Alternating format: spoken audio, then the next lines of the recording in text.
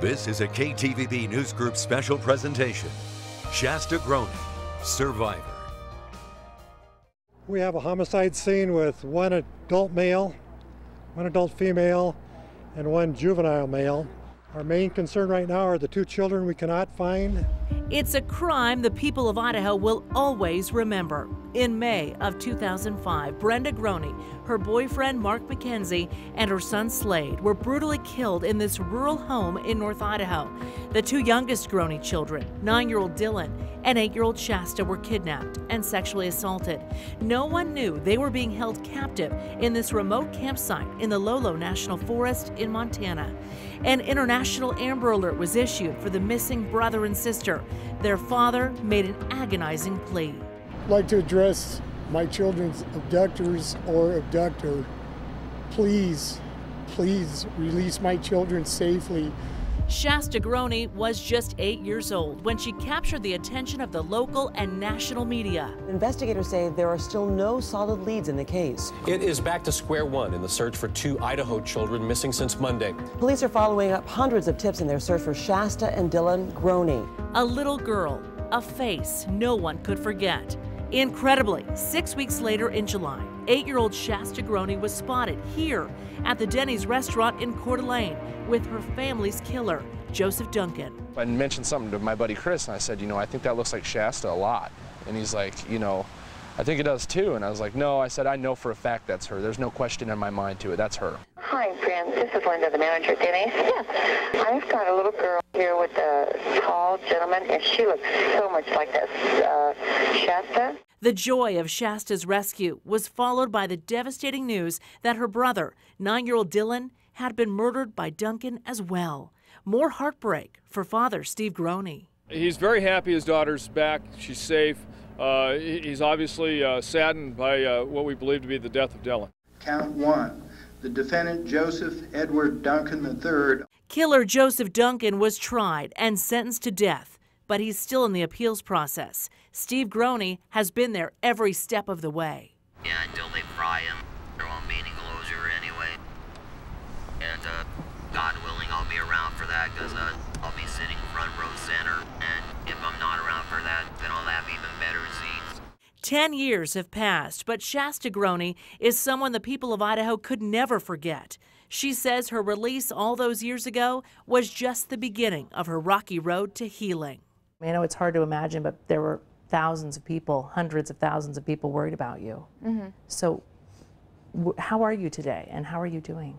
I feel like I'm doing pretty good. I think that, I do have, bouts where I go through depression. I have PTSD and bipolar disorder. I have a lot of stuff going on in my life, but emotionally I'm actually doing pretty good for, the things I have been through and where I could be, so. You've had a lot of healing. Yeah, I have. Shasta is now 19 and she lives right here in the Treasure Valley. I had the opportunity to spend a few hours with her at her home in Nampa to find out how she's doing 10 years later. And what I found out, and what you're about to see in our next half hour, is that Shasta Groening is strong, resilient, and a true survivor. Can you take us back to when you were discovered at the Denny's, and if you remember anything? You were only 8 years old, but do you remember that feeling of I'm safe? I do remember that feeling of I'm safe, but at the same time it was just, I think I was so focused, sad about my family, but so focused on, where are my oldest brothers, or where's my dad, and, just stuff like that. What happened? Well, the cop came up to us and he asked me what my name was, and I remember feeling really scared to say anything. I remember looking at Joseph Duncan for like a, almost like a permission to answer the question. Yeah, I was just really scared. Did he give you that permission? Well, when I had looked over at him, he kind of nodded his head, yeah, go ahead. Do you think he wanted you to be rescued? Sometimes I do think about it, and sometimes I don't know if he would necessarily be that nice to, do that for me, but at the same time, I think that he brought me to so many public places for a reason. I don't know, what was going through his head.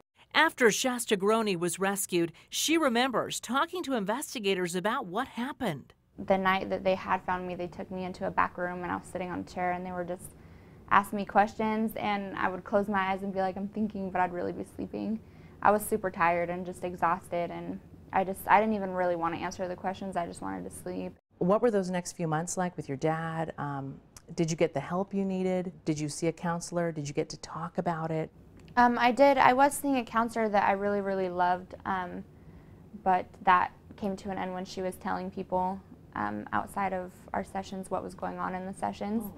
So I went to another person, and then after that, it was just kind of like, I'm so tired of talking about it, and I'm so tired of having to relive it. I just wanted to focus mainly on what the rest of my life was going to be.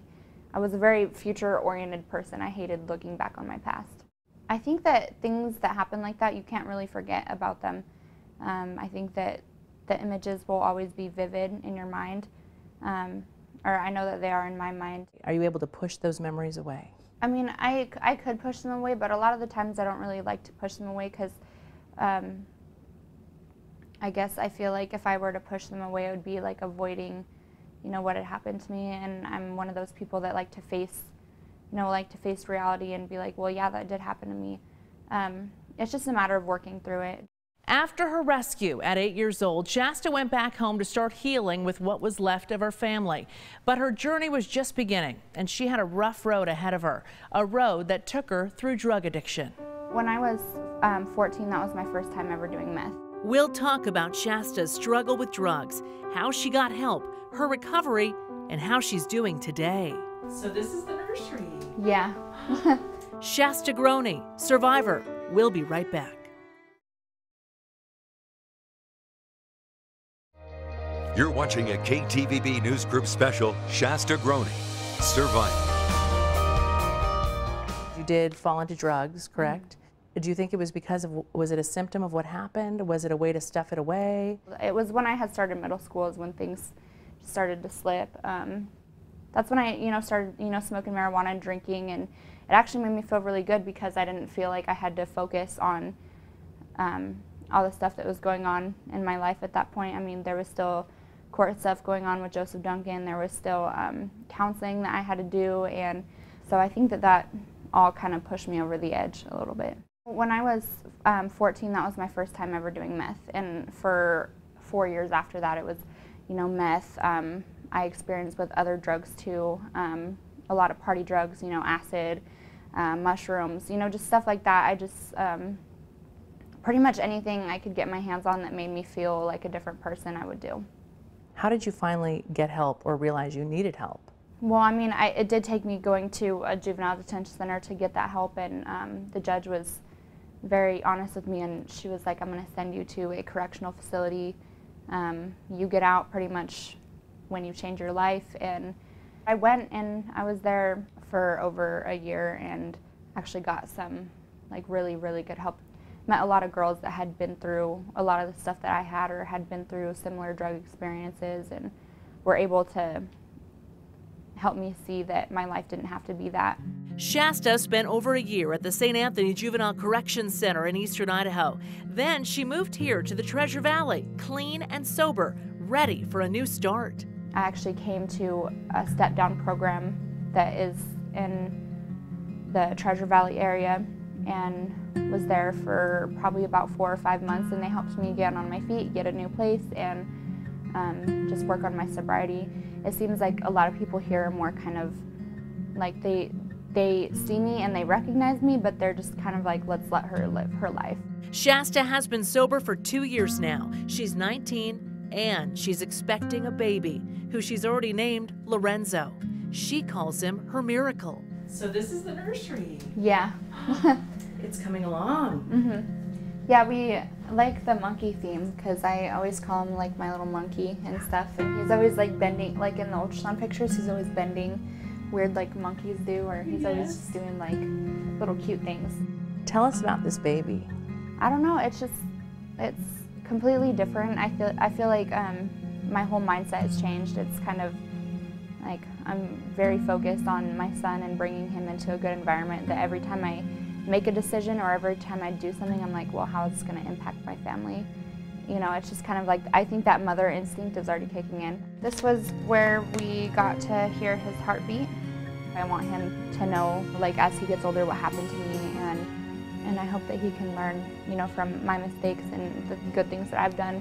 A fund was set up for Shasta when she was rescued, but over the years, the money in it has been spent on housing, expensive therapy, counseling, and other living expenses. It's dwindling. It's got to be a struggle. I mean, being this young and having this much responsibility. Do you feel like financially it's a struggle sometimes? Yeah, sometimes it's just kind of like, okay, well, what are we gonna do when we need this? You know, I mean, we always have what we need, but sometimes it's just a little scary when, you know, you have a baby on the way and you still need so much stuff for him. And just like any other 19-year-old woman, Shasta Groney has dreams for her future. She has big plans. She wants to help others. She wants to make an impact. And we talked to her about her hopes for the future and how fellow kidnapping survivor Elizabeth Smart has inspired her to do and be more. You have an interest in being a counselor one day and inspiring others and helping them? I've had a lot of counselors that don't have experience with, you know, either troubled kid or kids that have gone through trauma. And it's just kind of like they're very inexperienced with that, and I want to be one of those experienced counselors that have been through a lot. I just feel like I could really help a lot of people. I have like a lot of ambitions and dreams that I want to do. I know I want to write a book, and I know that I want to do some conventions that help women and children, and I think my inspiration was Elizabeth Smart. I've read her books, and maybe I should write a book because her book really helped me, you know, and it's just kind of like me and her, you know, are very different situations, but kind of, you know, maybe the similar feelings that we had went through, and if I can read a book and be inspired by it, then I feel like other people could read a book and be really inspired by it too. Shasta had the chance to meet fellow kidnapping survivor Elizabeth Smart in 2012 at a conference. Smart was kidnapped by Brian David Mitchell and Wanda Barzee from her Salt Lake City home in 2002 at the age of 14. She was finally spotted and reunited with her family months later. I really liked her. I mean, you could just tell that she was like, nothing could really tear her down. Like, she was just so goal-oriented and just wanted to help others. And just being able to know that someone else felt the same way during their capture, and, you know, just stuff like that. She's definitely a part of my life in a way that she doesn't know about. Shasta's dad, Steve Groney, never gave up on his kids being found, but the incredible elation of Shasta's rescue was followed by the devastating news that 9-year-old Dylan had been murdered by Joseph Duncan. Shasta's dad also lost his son Slade. Steve Groney was and still is committed to getting justice for the murders. Shasta says he is her hero. Steve Groney was in court daily for the Joseph Duncan murder trial and sentencing. He was grateful to the jurors who endured the agonizing, graphic, and emotional trial. They did go through a lot. They just said that, you know, my family and Shasta are still in their thoughts and prayers, and, you know, especially Shasta, you know, was all too apparent to them what she went through. Nobody else really supports me like my dad does. I mean, he went through my addiction with me. Shasta says she's well aware of the pain her dad still carries with him today. I mean, he lost his kids, he lost his ex-wife, you know, like that hurts him too, you know, so knowing that he hurts kind of in the same way that I do makes me want to help him and be there for him. So, I mean, we are very close, like we have a very close bond. My dad has taken what has happened to him and actually made a lot out of it. He just has pushed through so much. Steve Groney has also battled throat cancer for years. I feel like he's my hero. He's the ultimate survivor because he survived something that happened with his family and was able to, you know, push through that, but he also is surviving from cancer. But I mean, he's in remission and doing really good, so. Shasta's dad still lives in North Idaho. Even with all that heartache and pain, Shasta still has wonderful memories of her mom and brothers. I do remember my mom loved music. She loved listening to music and doing karaoke and singing and, you know, just stuff like that. And I think that that's carried on, like, with me. We were just dancing around the living room. What about Dylan? Do you have a lot of good memories of your childhood together? Mm-hmm. Yeah, me and Dylan were only 16 months apart. I mean, we were just very, very close, and we loved you know, riding bikes and being on a scooter or just even going to the store with my mom. Me and him were just like very attached to my mom. And of course we can't leave out Slade and honor him. What memories do you have of him? I remember that me and him used to butt heads so much because he was so much older and he wanted to do things with my older brothers and we always wanted him to play with us. After her rescue, Shasta released balloons on Slade's birthday. She talked about her big brother that day. He was just a really good brother to me and that he was really sweet to people. Happy birthday, and tell Mom, Dylan, and Mark I love them and stuff, and that hopefully we'll get to see them again. If I ever think about like the bad memories of the things that I've seen, it does kind of push them away. But I keep them close. You know, I pray, and you know, I pray. Sometimes I talk to them when I'm having a hard time, or you know, I talk to them in my head sometimes, or I just think about their faces a lot. And I have dreams about my mom a lot, so I think that's what keeps her close. And you know, I do, you know, have that tattoo of my mom where it's just like I feel like she's always with me, and they're just always close. So this says, I'll love you forever, I'll like you for always, as long as I'm living, my baby you'll be. The book that my mom used to read had this little quote in there, and she'd always sing it to me. One day, Shasta wants her son to know about the family that she lost. I want him to know that, you know, that he has a grandma in heaven that watches him and, you know, just wants the best for him. And like I want him to know that he has guardian angels that are always going to constantly be looking over him and being there for him. When we come back, Shasta tells us what justice means to her. What does she want to happen to the man who took her family from her? We'll find out when Shasta Groney, survivor, returns. What do you think is the right punishment for him? Rotting in prison, the death penalty? What does Shasta want to see? That's coming up next. You're watching a KTVB News Group special, Shasta Groney, Survivor. Convicted killer Joseph Duncan is in federal prison in Indiana on death row. He's in the process of an appeal right now. His criminal history dates back to when he was a teenager. He was already a convicted sex offender at the time of the Groney killings and was facing more charges for yet another abuse case. Convicted sex offender Joseph Duncan was out on a $15,000 bond in Minnesota for molesting a 7-year-old boy when he drove to North Idaho, stalked and attacked the Groney family. He brutally killed Shasta's mother, Brenda Groney, her boyfriend, Mark McKenzie, and Shasta's big brother, Slade. He kidnapped Shasta and Dylan. Why would a killer come in and kill 3 people and take 2 children? And does that give us hope for the children? You bet it does. You know, and that's all we have to go on at this point is hope.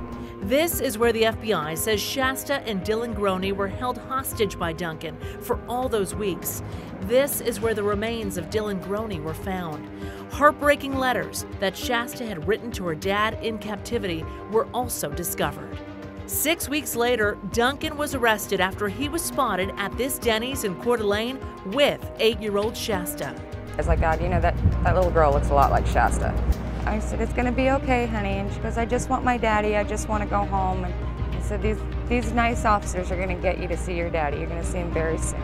He was tried and sentenced to death.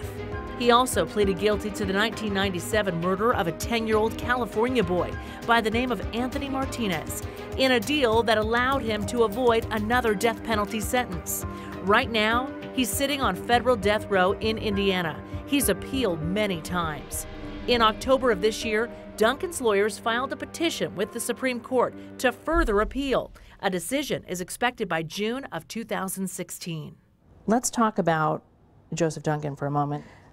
Do you know where the process is now in terms of what's happening with him? Do you keep up on that in terms of the court system? I just don't really follow like the court thing a whole lot, just because when I was younger it was just kind of something that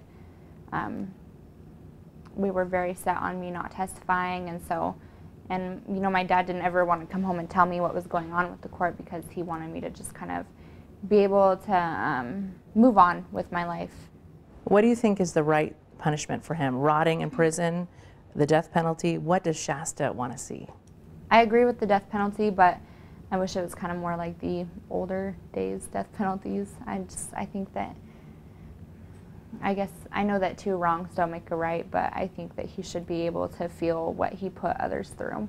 Shasta says it took her years to get to a point where she could put Duncan behind her. She says the staff at the St. Anthony Juvenile Correctional Center helped her process all of that. Like, if you're thinking about him on a daily basis and all the wrong that he's done, like, there's, you know, he's winning, you know what I mean? And if he's obviously hurting you and making you feel like that still, and he's, you know, in prison and he can't hurt you anymore, then he's still victimizing you, and that's what he wants. And so when someone said that, I was like, oh my God, you're so right. You know, like, I can't think about it like that anymore. And so I pushed and pushed and got that help, and it's just kind of like I got to a point where it's just like, I don't care who he is, and he's not on my mind, you know, every day. And I don't really, I mean, what he had done was done, and it was wrong. And like, I got to the point where, like, him as a person does not make me feel bad for who I am. And so by that, he just doesn't define my life anymore. I have things that I need to focus on for my future, and he's definitely not gonna be a part of my future. She looks at this pregnancy, her baby boy, as her symbol of hope. I guess for a long time, like, I always had this feeling that I could not have kids. So, like, now in that way, when I think of, yeah, you know, I am gonna have a baby, I still know that Joseph Duncan did not do damage to me that is lifelong, you know what I mean? I mean, obviously emotionally, yes, there are gonna be those things, because I'm always gonna miss my mom, or I'm always gonna miss my family, but he did not make a permanent mark on my life. And it's, I mean, that's just good to know that I can still bring life into this world and not have to have that hate in my heart for someone that I don't even need in my life anymore. So he didn't steal that from you. Yeah, exactly. I mean, he stole my innocence and he stole my family from me, but he's not going to steal the fact that I can, you know, bring children into this world, and that makes me really happy. Your resilience, I mean, your strength. I mean, coming out of this, I think a lot of people say, how can anyone get through that? How can anyone survive it? You've probably heard that several times. How do you do it? How have you done it? I think that it's just kind of, I know that I lived for a reason, and I know that there's a reason that I'm on this planet still, and that I know that I'm here to help other people. So whenever I feel like giving up, I mean, especially now, I feel like if I give up, you know, I have my son there and he's gonna see me give up, and I can't let that happen. You know, if there's anybody in the world right now that's being abused and they hear that I'm giving up, what would that do for them? Shasta is looking forward to the birth of her son in March. She has dreams of going to college, writing a book, and becoming a counselor. There are so many people out there who we know are watching this and may want to reach out and help Shasta achieve those goals. There are several ways you can do that. You can donate to her GoFundMe account, visit her baby registry and buy a gift for her son, or donate directly to her trust. There's also a tax-deductible college fund you can donate to for Shasta, set up by Boise State. For more information on how you can help, go to this story on our website at ktvb.com. For now, Shasta is ready to write the next chapter of her life, and we wish her all the best. Shasta Groney, truly the definition of survivor.